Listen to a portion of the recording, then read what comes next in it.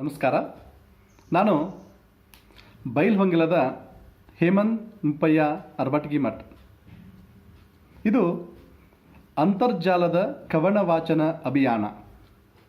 ಉತ್ತರ ಕನ್ನಡ ಜಿಲ್ಲೆಯ ಶ್ರೀಯುತ ರಮೇಶ್ ಹೆಗಡೆ ಗುರುಗಳಿಂದ ಪ್ರಾರಂಭವಾದ ಈ ಅದ್ಭುತವಾದ ಕವನ ವಾಚನ ಅಭಿಯಾನದ ಕಾರ್ಯಕ್ರಮಕ್ಕೆ ಹೆಚ್ಚಿನ ಬೆಂಬಲ ಬರುತ್ತಿರುವುದು ಹೆಮ್ಮೆಯ ವಿಷಯವಾಗಿದೆ.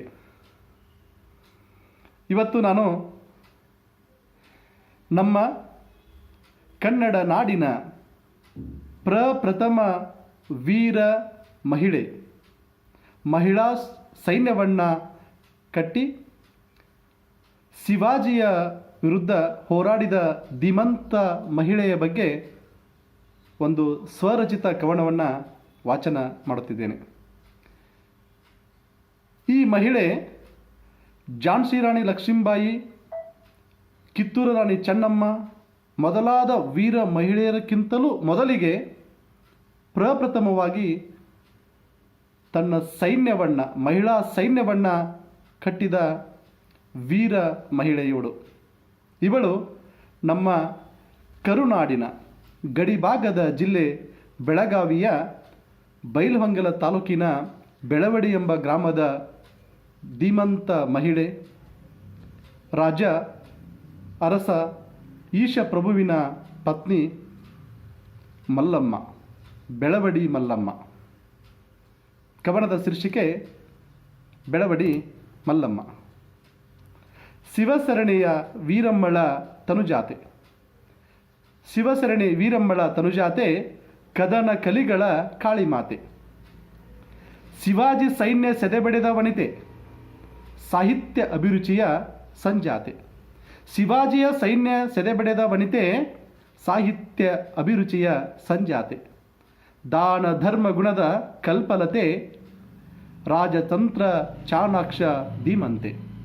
ದಾನ ಧರ್ಮದ ಗುಣ ಕಲ್ಪಲತೆ, ರಾಜತಂತ್ರದ ಚಾಣಾಕ್ಷ ಧೀಮಂತೆ.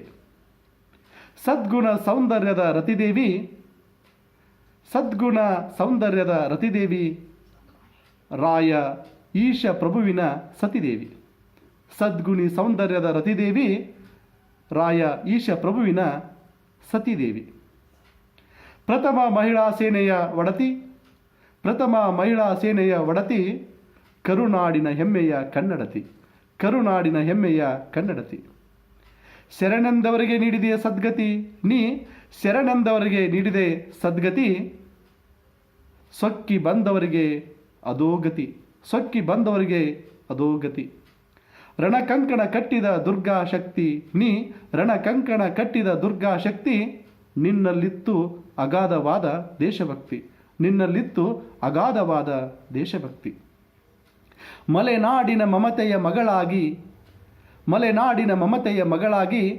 ಬೆಳವಡಿ ಬೆಳಕಿನ ಪಂಗಿರಣವಾಗಿ. ಈ ಮಲ್ಲಮ್ಮ ಮೂಲತಃ ಸಿರ್ಸಿಯವಳು, ಮಲೆನಾಡಿನವಳು. ಆದ್ದರಿಂದ ಮಲೆನಾಡಿನ ಮಮತೆಯ ಮಗಳಾಗಿ, ಬೆಳವಡಿ ಬೆಳಕಿನ ಪಂಗಿರಣವಾಗಿ. ಶ್ರೀ ವೀರಭದ್ರೇಶ್ವರನ ಭಕ್ತಳಾಗಿ, ಲೋಕೂರ ದ್ಯಾಮವ್ವಳ ಕರುಣೆಯ ಕೂಸಾಗಿ. ದರೆಗವತರಿಸಿ ಅಮರಳಾದ ಮಲ್ಲಮ್ಮ, ನೀ ವೀರ ಮಲ್ಲಮ್ಮ, ಬೆಳವಡಿಯ ಮಲ್ಲಮ್ಮ. ದರೆಗವತರಿಸಿ ಅಮರಳಾದ ಮಲ್ಲಮ್ಮ, ಮನೆ ಮನಗಳಲ್ಲಿ ಮಗಳಾಗಿ ಮತ್ತೆ ಬಾರಮ್ಮ. ಮನೆ ಮನ ಬೆಳಗಲು ಮಗಳಾಗಿ ಮತ್ತೆ ಬಾರಮ್ಮ.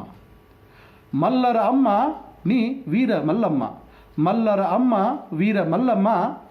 ರಾಷ್ಟ್ರ ಭಕ್ತರ ರಕ್ಷಕ ದೇವಿ ಎಲ್ಲಮ್ಮ. ನೀನು ರಾಷ್ಟ್ರ ಭಕ್ತರ ರಕ್ಷಕ ದೇವಿ ಎಲ್ಲಮ್ಮ, ಬೆಳವಡಿಯ ಮಲ್ಲಮ್ಮ. ಧನ್ಯವಾದಗಳು.